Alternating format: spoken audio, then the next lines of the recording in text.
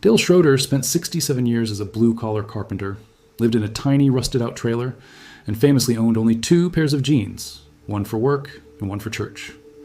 To anyone passing him on the streets of Des Moines, Iowa, he was just a quiet, frugal old man who didn't seem to have a penny to his name.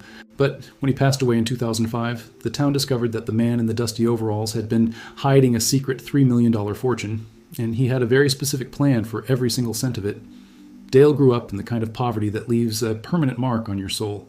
He lived through the Great Depression, and that experience taught him that every nickel was a tool for survival. He never married, he never had children, and he never bought anything he didn't absolutely need to stay alive. He worked at the same company, Mole Millwork, from the time he was a teenager until he was 86 years old. While his co-workers were buying new trucks and bigger houses, Dale was quietly stacking his paychecks, year after year, decade after decade. Shortly before he died, Dale sat down with his lawyer and revealed the truth. He didn't want a statue, and he didn't want his name on a building. He told his lawyer that he wanted his entire life savings to be used for one thing: sending kids to college who were just like him, smart, hardworking kids from small-town Iowa who had big dreams, but absolutely no way to pay for them. He wanted to make sure that the underprivileged weren't just left behind by a system that had become too expensive for the working class. The impact was immediate and massive.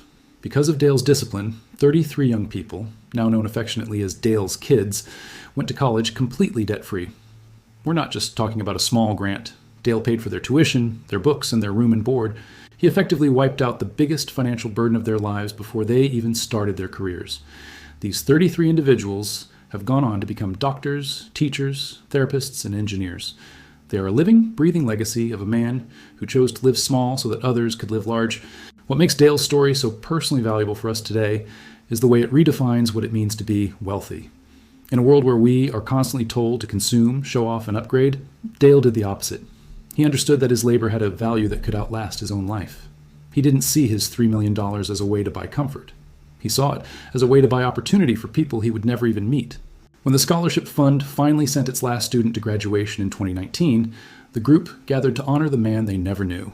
They sat around his old dented metal lunchbox, the only real luxury item he ever owned. Dale proved that you don't need a fancy title or a spotlight to change the world. You just need the patience to save, the humility to live simply, and the heart to give it all away. He was a carpenter by trade, but his final project was building a future for a generation that will never forget his name.